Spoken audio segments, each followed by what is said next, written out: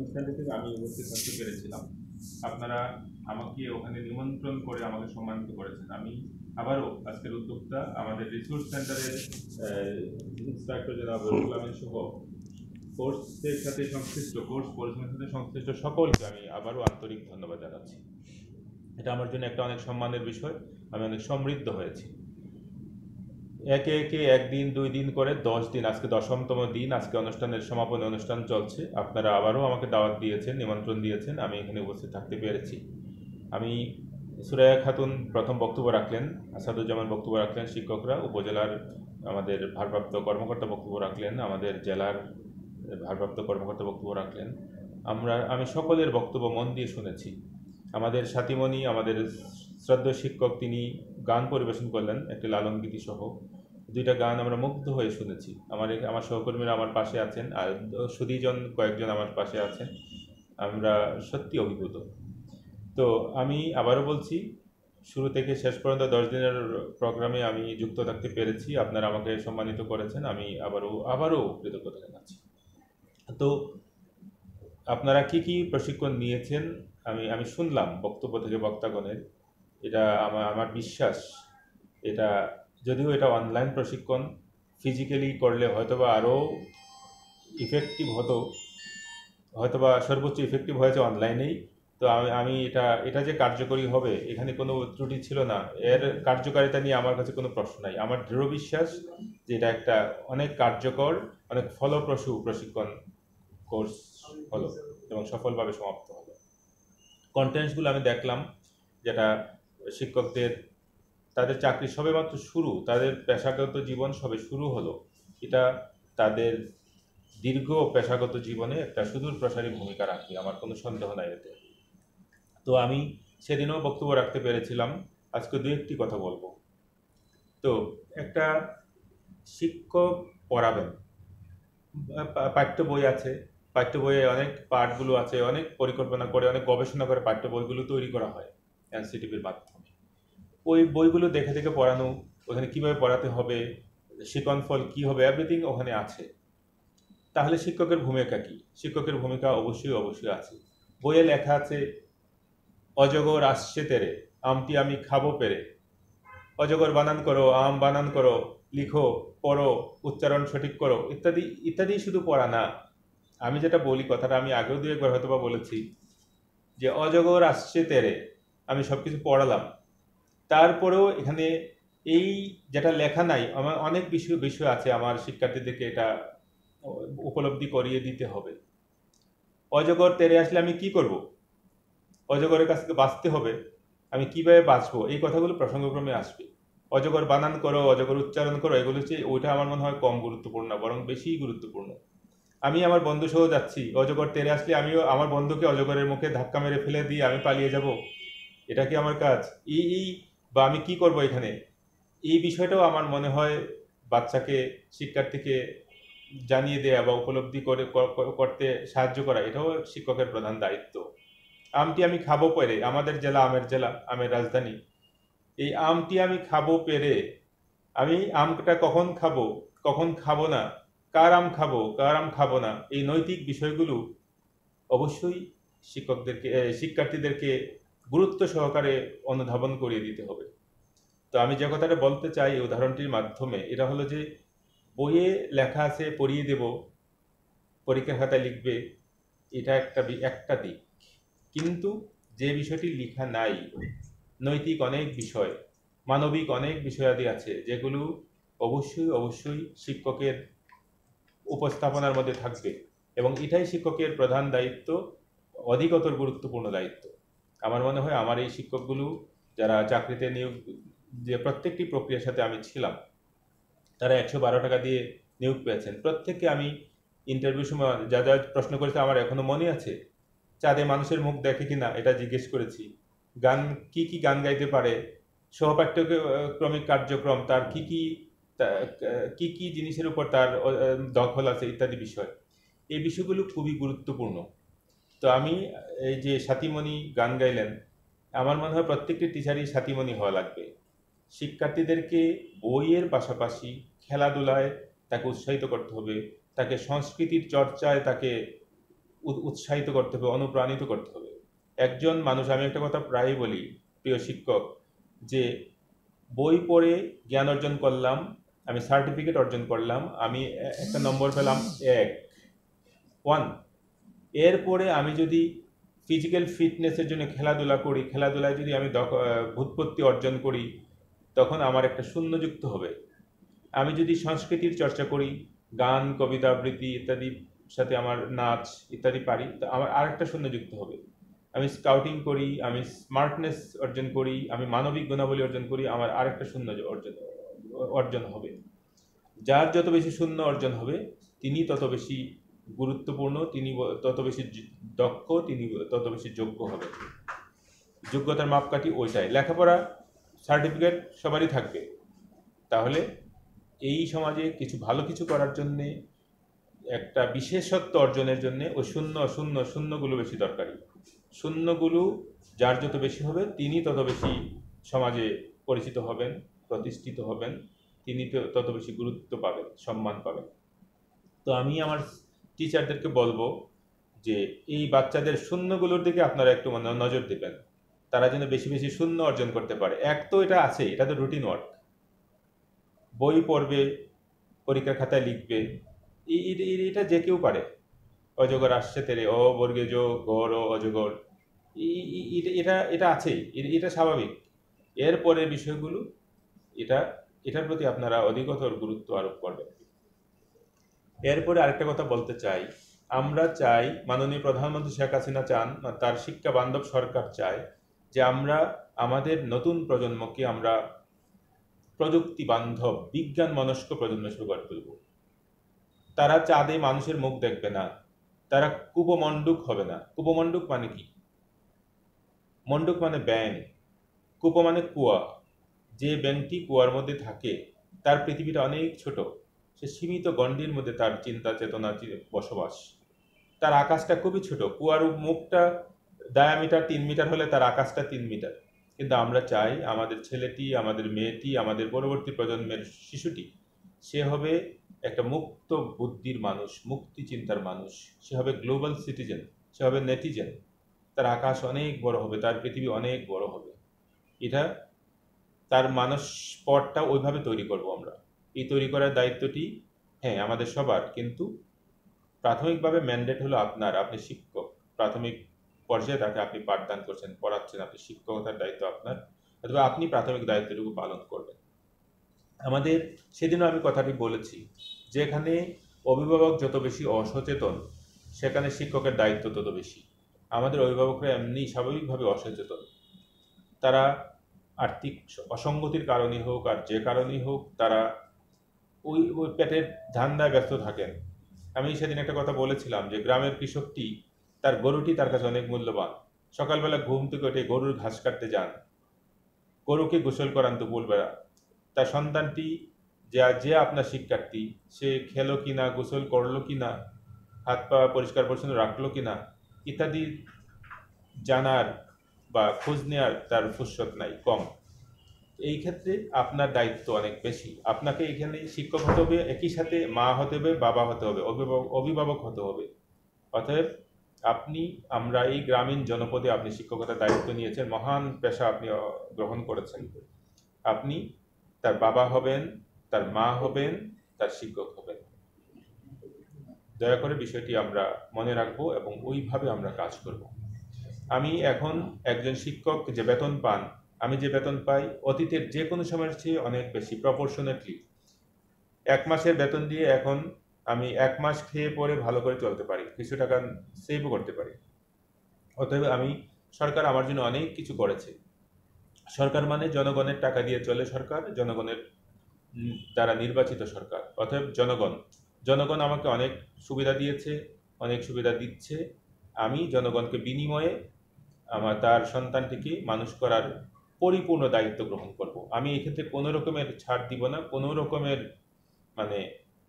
ফাঁকির চেষ্টা করব না। একটা গল্প আমি মাঝে মাঝে বলি যে একজন শিক্ষক তার স্টুডেন্টকে পড়াচ্ছিলেন, প্রাইভেট টিউটর, যে চুনকাম ইংরেজি পড়াচ্ছিলেন তিনি, লাইম ওয়ার্ক। তো গার্ডিয়ান ছিলেন অনেক শিক্ষিত, তিনি বললেন, স্যার আপনি যে পড়াচ্ছেন লাইম ওয়ার্ক, আসলে এটা তো লাইম ওয়ার্ক হবে না, এটা হবে হোয়াইট ওয়াশ। তখন শিক্ষক বললেন, স্যার আপনি এই গার্ডেনকে বললেন যে আপনি তো আমাকে এই ১,৫০০ টাকা বেতন দেন, ১,৫০০ টাকা বেতন দিয়ে লাইম ওয়ার্কের চেয়ে ভালো কিছু হবে না। যদি ওই হোয়াইট ওয়াশ পাইতে হয় তাহলে আপনাকে ৪,০০০ টাকা দিতে হবে। তো দয়া করে আমরা এইরকম চিন্তা পরিহার করব যে আমি কি টাকা পাই, কম টাকা পাই, আমি কম পড়াবো। আসলে আমি কম টাকা পাই না। দেখেন ডিসি সাহেবের বাড়ি সিলেটে, সিলেট থেকে এখানে এসে তিনি কাজ করেন জনগণের জন্য, দিন নাই রাত নেই, ঘড়ি round the clock, around the year. তিনি, তার বাড়ি কোথায়, ঘর কোথায়, মা কোথায়, বাপ কোথায়, পরিবার কোথায়, অনেক দূরে। কিন্তু দেখেন আপনি নিজের বাড়িতে থাকেন, নিজের জমির ধান খান, নিজের পুকুরের মাছ খান, নিজের আম গাছের আম খান, এবং একই সাথে কৃষিকাজ, আম বাগান পরিচর্যা ইত্যাদি সব কিছু করতে পারেন। পারেন না? পারেন। একই সাথে বাড়ির কাছাকাছি, বাড়িতে থেকে আপনাকে বাড়ি ভাড়া দিতে হয় না, কিন্তু জেলা প্রশাসক যে বাড়িতে থাকেন এই বাড়ির ভাড়া বাবদ তাকে মাসে মানে ৩০-৪০ হাজার টাকা গুনতে হয়। কিন্তু দেখেন আপনি, যদি আমি রিয়েল টাইম আমার স্যালারি কিংবা পেমেন্ট আমি চিন্তা করি, ডিসি সাহেবের চেয়ে বেতন আপনার বেশি, আমি এটা অঙ্ক করে বুঝিয়ে দিতে পারবো, এটা আপনি মানতে বাধ্য হবেন। অতএব আমি যেহেতু ওয়েল পেইড, আমি অনেক প্রিভিলেজড, আমাকে অবশ্যই বেটার সার্ভিস আমাকে এনশিওর করতে হবে। একটা সময় ছিল শিক্ষকরা বেতন পেতেন না, সুবিধা তেমন ছিল না, বেতন কবে আসবে ওই গবেষণা লাগতো, ৩ মাস পরে আসতো। জাতির পিতা বঙ্গবন্ধু শেখ মুজিবুর রহমান, তিনি পাকিস্তানের কারাগারে বন্দী ছিলেন ৭১ সালের মোটামুটি পুরাটাই। তিনি দেশে এসে প্রথমে যে কাজগুলো করেছেন তার মধ্যে অন্যতম একটি কাজ হলো একটি ঘোষণা দিয়ে রাজপথে যে আমি কাল থেকে এত এত হাজার স্কুল সরকারি করলাম, জাতীয়করণ করলাম প্রাথমিক শিক্ষাকে। অনেক বড় কাজ, এটা অনেক বড়, অনেক সাহসের বিষয়। তিনি যদি ফাইল চালাচালি করতেন, গবেষণা করতেন, আমলাদের নিয়ে মিটিং করতেন, তাহলে কিন্তু এটা অনেক দেরি হতো। কিন্তু তিনি এই কাজটুকু করেছেন। আমরা জাতির পিতার প্রতি অবশ্যই কৃতজ্ঞ থাকব, অবশ্যই শ্রদ্ধাশীল থাকব, এর কোনো বিকল্প নাই। তো আমাদের সকল প্রতিষ্ঠান সরকারি হয়েছে, এখন আমরা অনেক মর্যাদা ভোগ করি, অনেক সুবিধা ভোগ করি।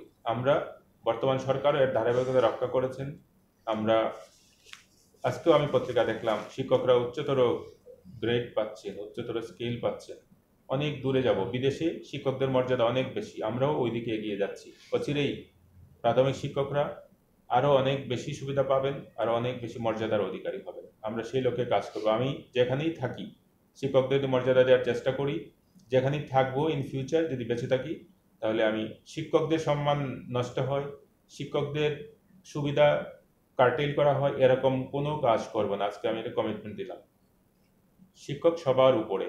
আমি এখনো গ্রামে গেলে আমি শিক্ষকের খোঁজখবর নেই। এখান থেকে আমি আমার গ্রামের শিক্ষকের যারা বেঁচে আছেন তাদের জন্য আমি এখানকার খিসাপাত আম পাঠানোর চেষ্টা করেছি যে আমার শিক্ষক তিনি হয়তো ভুলেই গেছেন। এটা আমি অব্যাহত রেখেছি, অব্যাহত রাখবো। এটা আপনাকে সাক্ষী রেখে আমি কমিটমেন্ট দিচ্ছি। বিনিময়ে আমি আপনার কাছ থেকে ওই যে কথাগুলো বললাম এটা চাইবো। আপনি তাকে পড়াচ্ছেন, ক্লাসরুমে টিচিং দিচ্ছেন, একই সাথে আপনার কাছ থেকে সে একটা জিনিস শিখতে চায়। যদি আপনি একজন শিক্ষক, আপনি একজন পাবলিক সার্ভেন্ট, আপনার দায় দায়িত্ব অনেক বেড়ে গেছে। আগে আপনি ছিলেন মুক্ত পাখি, মুক্ত বিহঙ্গ, আপনি যেখানে ইচ্ছে যাইতে পারতেন, যা ইচ্ছা বলতে পারতেন। এখন আপনি আপনার চাকরি, আপনার জীবন নিয়ন্ত্রণ, কন্ট্রোল বাই কন্ডাক্ট রুলস। আচরণ বিধি আছে সরকারি চাকরি, পাবলিক সার্ভেন্টের। এই আচরণ বিধি সম্পর্কে আপনাদের ক্লাস সেশন হয়েছে আমি জানি। তো এই আচরণ বিধিগুলো আপনাকে মেনে চলতে হবে। ওখানে লেখা আছে আপনি কি আচরণ করতে পারবেন, কি পারবেন, কি কথা বলতে পারবেন না। আপনি যদি গ্রামের চায়ের দোকানে বসে যা ইচ্ছা বলেন লাগামহীন ভাবে, এটা রাজনৈতিক কথা হতে পারে, সরকারের কর্মসূচি পরিপন্থী হতে পারে, এরকম কথা যদি আপনি বলেন তাহলে আপনি ভুল পথে আছেন, আপনি বেআইনি কাজ করলেন, বেআইনি কথা বললেন, এটা আপনি কোনোভাবেই করতে পারবেন না। একটা শিক্ষার্থী যিনি যে ক্লাসরুমে আপনার কাছে লেসন নেয়, সে কিন্তু তার বাপ মায়ের চেয়ে আপনাকে বেশি মূল্যায়ন করে। বাপ মার কথা সে শুনে না। বাপ যদি একটা বলেন, দিয়ে ৪ বলেন, আপনি যদি ৫ বলেন তাহলে বলবেন না তোমারটা ঠিক না, কারণ আমার টিচার আমাকে বলেছেন 5 হয়, 5ই সঠিক। অতএব আমি আমার শিক্ষার্থীকে ওইভাবে আমি দেখবো, আমি তার কেয়ার দিব। আমি যে কথা বলছিলাম, আমি আমার পোশাক পরিচ্ছদ এমনভাবে থাকবে যাতে আমার শিক্ষার্থীরা অনুসরণ করতে পারে। আমি তার কাছে একটা আইডল, আমি তার কাছে একটা মডেল হতে পারি। আমি যদি একটা হাফ হাফ স্লিভ গেঞ্জি পরে, চপ্পল পায়ে দিয়ে, একটা লুঙ্গি পরে এখন কেউ আসেন না, মানে একটা ক্যাজুয়াল ট্রাউজার পরে চলে আসি, এটা কি উচিত হবে? উচিত হবে না। কারণ আমার শিক্ষার্থীরা আমাকে দেখে শিখবে, তারা যেন বড় হয়ে আমার মতো হতে চায়, সুন্দর স্মার্ট হতে চায়, এরকম স্বপ্ন দেখতে পারে। আমি যদি এরকম করে আসি, তাহলে তো সে বলে লেখাপড়া করে লাভ নাই। ওই অমুক অমুক জায়গায় প্রদীপ দাদা কিংবা ওখানকার মালিক ভাই, তারা লেখাপড়া না করেই অনেক কিছু হয়েছে, আমি তার মতো হব। আপনাকে এইভাবে চলতে হবে যে শিক্ষার্থীরা প্রদীপ দাদার কাছে না যায়, মালিক ভাইয়ের কাছে না যায়, তারা আমাকে যেন ফলো করে, আমার কথা, আমার আচরণ, আমার চালচলন সবকিছু ওইভাবে হবে যেটা অনুসরণযোগ্য। আমরা দয়া করে, এটা আমি দেখলাম আমার এই শিক্ষার্থীরা, আমরা ওইভাবেই ইন্টারভিউ সময় দেখেছি আপনারা পারবেন, এটা আমার দৃঢ় বিশ্বাস। এবং এটা নতুন প্রজন্মের শিক্ষক, এই শতাব্দীর উপযোগী শিক্ষক আমরা চাই, এবং এটা ডিজিটাল শিক্ষক, এবং এটা আপনারা হবেন। এই সময়ে আপনারা যে ট্রেনিংটা কন্ডাক্ট করেছেন, অনলাইন ট্রেনিং, এটা আসলে এটা যে পারে সে ওইটাও পারবে, সবকিছুই পারবে, এটা আমাদের বিশ্বাস। তো যাক, বছরটা হলো মুজিব বর্ষ। মুজিব বর্ষ, জাতির পিতা বঙ্গবন্ধু শেখ মুজিবের জন্মের 100 বছর পূর্তি হয়েছে এই বছরে। 17ই মার্চ 1920 থেকে 17ই মার্চ 2020, 100 বছর। এই 100 বছরের পূর্তির বছরটিকে আমরা পালন করছি মুজিব বর্ষ হিসাবে।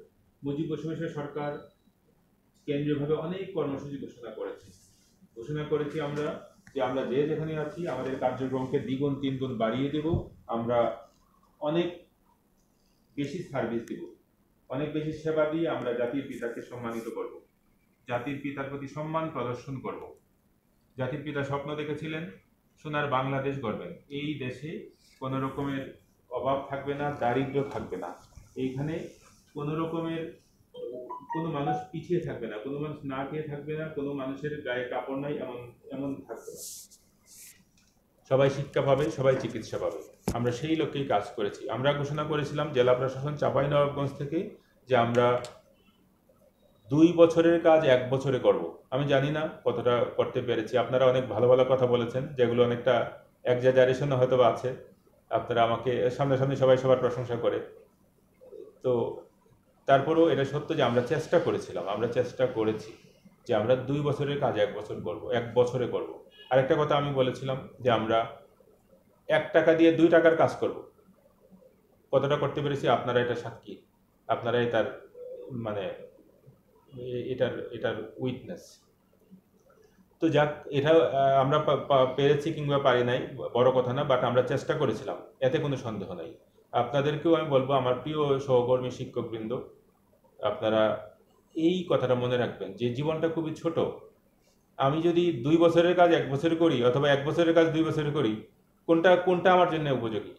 জীবন কিন্তু লিমিটেড। আমি 50 বছর বেঁচেছি, আর কয় বছর বাঁচবো তার নিশ্চয়তা নাই। 70 বছর বাঁচবো না 60 বছর বাঁচবো না 100 বছর, 90 বছর, 80 বছর বাঁচার কোনো রকম মানে সম্ভাবনাই নাই। বাঁচলেও ওটা বাঁচা না, ওটা হলো অথর্ব হয়ে বিছনায় পড়ে থাকা, অন্যের উপর নির্ভরশীল হয়ে। তো জীবন কিন্তু আসলে 50 বছর, এটাই জীবন।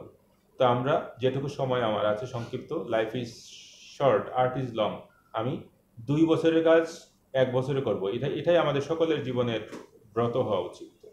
আর 1 টাকা দিয়ে 2 টাকার কাজ করার চেষ্টা করলে সম্ভব। অনেকেই 2 টাকা কেন, 9 টাকা দিয়ে 8 টাকা দিয়ে 1 টাকার কাজ করে, বাকিটুকু 9-6 হয়। আমরা যে যেখানে আছি আমরা এই জিনিসটা খেয়াল রাখবো, আমরা 2 বছরের কাজ 1 বছর করব, আর 1 টাকা দিয়ে 2 টাকার কাজ করব। যাক, আমি কথা লম্বা করব না। আমি আমার এতজন শিক্ষক যারা আজকে আসছেন, 40 জন না? হ্যাঁ, আমি 25 জন আছে এই কিস্তিতে, 25 জন আছেন। আরো কয়েকজন বাদ পড়ে গেছেন, 4-5 জন। আর নেক্সট টাইম আরো শিক্ষক সহ আবার প্রশিক্ষণ হবে, ইন্ডাকশন ট্রেনিং হবে। তো যাক, আমি এই শিক্ষকদের মাঝে একটা সম্ভাবনা দেখতে পাচ্ছি। যারা এই করোনা কালে এই ডিজিটাল ট্রেনিং আয়োজন করতে পারেন এবং পার্টিসিপেট করতে পারেন সাকসেসফুলি, তারা they can do and undo anything. আমি তাদের মধ্যে সম্ভাবনা দেখছি, এই সম্ভাবনাটিকে তারা আরও অনেক সামনে নিয়ে যাবেন। এটা আমি তাদের জন্য কায় মনোবাক্যে দোয়া করি, আশীর্বাদ করি। আমরা সবাই মিলে যে যেখানে আছি, আমরা আমাদের বাংলাদেশটিকে আমরা গড়ব, সেই স্বপ্নের জায়গায় নিয়ে যাব যে স্বপ্ন দেখেছিলেন জাতির পিতা বঙ্গবন্ধু শেখ মুজিবুর রহমান। আমরা তার চেতনাকে বুকে ধারণ করব। আমরা আমার নিপীড়িত, বঞ্চিত, অবহেলিত যারা আছেন আমাদের কমিউনিটিতে, তাদের বাচ্চাদেরকে আমরা পড়ানোর দায়িত্ব নিয়েছি, মহান ব্রত। আমি অনেক সম্মান পেয়েছি, আমি আমার পথটাকে আরও সম্মানিত করব। আমি যদি সারা জীবনে মানে যতজন মানুষকে, যত বেশি শিক্ষার্থীকে প্রতিষ্ঠিত করতে পারবো, আলোকিত করতে পারবো, ততই আমার জীবনের সার্থকতা। আমরা সবাই সার্থক হব, আমরা সফল শিক্ষক হব, আমরা স্মরণীয় হব, আমরা বরণীয় হব। আমরা একটা বই প্রকাশ করেছি, আপনারা দেখেছেন, সেদিন আমি দেখিয়েছিলাম আমার বিদ্যালয়। আমাদের জেলায় 705টি সরকারি প্রাথমিক বিদ্যালয় আছে। এই বিদ্যালয়গুলো সবগুলোর বৃত্তান্ত এখানে ইনক্লুড হবে। আমরা 100টি বিদ্যালয় নিয়ে ইতিমধ্যে প্রকাশ করেছি। প্রত্যেকের বিদ্যালয় নিয়ে একটা রাইট আপ রেডি রাখবেন। এখানে প্রতিষ্ঠা কারা কারা করেছিলেন তাদের প্রতি অবশ্যই আমরা সবসময় শ্রদ্ধাশীল থাকব। যারা এই বিদ্যালয়টি প্রতিষ্ঠা করেছিল অনেক ত্যাগ করে, অনেক অনুদান দিয়ে, আমরা তাদের প্রতি শ্রদ্ধাশীল থাকবো। তাদের তথ্য আমরা সংগ্রহে রাখবো। তাদের, আমার মনে হয় প্রত্যেকটি বিদ্যালয়ে এক একটা প্রতিষ্ঠা দিবস থাকা উচিত, বিদ্যালয় দিবস থাকা উচিত। এই দিবসে আমরা তাদেরকে মনে করব, তাদের যারা উত্তরসূরি আছেন, উত্তরাধিকারী আছেন, তাদেরকে ডেকে নিয়ে এসে আমরা সম্মানিত করব, আলোচনা করব। আমরা যারা সাবেক শিক্ষক ছিলেন তাদেরকে আমরা সম্মান দিব, তাদেরকে আমরা মনে করব। আমাদের যারা কৃতি শিক্ষার্থী দেশের বিভিন্ন জায়গায় আছেন, তাদেরকে আমরা তাদের সাথে যোগাযোগ রাখবো। তাদেরকে যদি আমরা একটা নেটওয়ার্কে রাখতে পারি, তাহলে তাদের মাধ্যমে আমার স্কুলে অনেক অনেক উন্নতি হবে। তাদেরকে মাঝে মাঝে দাওয়াত দিয়ে নিয়ে এসে আমার বর্তমান শিক্ষার্থীর সামনে হাজির করতে পারলে তারা অনুপ্রাণিত হবে, তারা তাদের মতো হবে, আর তারাও স্কুলের উন্নয়নে অনেক অবদান রাখতে পারে। এটা কিন্তু একটা গুরুত্বপূর্ণ বিষয়। অ্যালামনি যারা আছেন, সাবেক প্রাক্তন শিক্ষার্থী, তাদেরকে আমরা অবশ্যই স্কুলে নিয়ে আসবো সম্মানের সাথে। এই বিষয়টা আমরা মনে রাখবো। আমরা প্রত্যেকটা বিদ্যালয়কে এক একটা বাতিঘর হিসেবে গড়ে তুলতে চাই। এটা যদি শিক্ষকগণ চান, headed by the headmaster or headmaster, আমরা এটা অবশ্যই সম্ভব, আমরা এটাকে সম্ভব না হলেও সম্ভব করে তুলবো ইনশাল্লাহ। তো যাক, আজকের এই প্রশিক্ষণ যারা আয়োজন করেছেন, আমাদের রিসোর্স সেন্টার, তার কর্ণধার সহ সকলকে আমি আন্তরিক ধন্যবাদ জানাচ্ছি। উপজেলা শিক্ষা অফিস, জেলা প্রাথমিক শিক্ষা অফিস, সকল কর্মকর্তাকে, আজকে অনেকে ছুটিতে আছেন, আমাদের পিটিআই ইন্সট্রাক্টর মহোদয় এবং জেলা প্রাথমিক শিক্ষা অফিসার মহোদয়, একবার দেখলাম আমি ওনাকে। তো যাক, তাদের সকলকে আমি আন্তরিক ধন্যবাদ জানাচ্ছি। একই সাথে আমি জেলার সকল সাবেক প্রাথমিক শিক্ষক যারা প্রয়াত হয়েছেন, যারা অবসরে চলে গেছেন, তাদের সকলকে আন্তরিক কৃতজ্ঞতা জানাচ্ছি, মোবারকবাদ জানাচ্ছি, তাদের জন্য আমি শুভকামনা করছি। যারা বর্তমানে শিক্ষক আছেন, নবনিযুক্ত শিক্ষকগণ সহ, তাদের সকলের সুস্বাস্থ্য কামনা করছি, সাফল্য কামনা করছি, দীর্ঘায়ু কামনা করছি। স্কুলগুলো আসলে সরকার কিন্তু একটাও প্রতিষ্ঠা করেছে বলে আমার জানা নাই, সবগুলো বেসরকারি উদ্যোগে প্রতিষ্ঠিত হয়েছে। পরবর্তীতে সরকার একসময় জাতির পিতা 72 সালে এগুলোকে জাতীয়করণ করেছেন, এইবার মাননীয় প্রধানমন্ত্রী শেখ হাসিনা জাতীয়করণ করেছেন। তো সবগুলো বিদ্যালয়ে যারা প্রতিষ্ঠা করেছেন তাদের সকলের প্রতি আন্তরিক কৃতজ্ঞতা জানাচ্ছি জেলাবাসীর পক্ষ থেকে, এবং জাতীয়করণ যারা করেছেন তাদেরকে আন্তরিক ধন্যবাদ জানাচ্ছি। তো যাক, আমি কথা লম্বা করব না, আর মনে হয় কিছু বাদ পড়ে নাই। আমি উপস্থিত সকলকে, প্রশিক্ষণার্থীগণ বিশেষভাবে তাদের সহ সকলকে আন্তরিক মোবারকবাদ জানিয়ে সকলের শুভকামনা করে আমি আমার বক্তব্য এখানে শেষ করছি। আমি আপনাদেরই একজন, আমি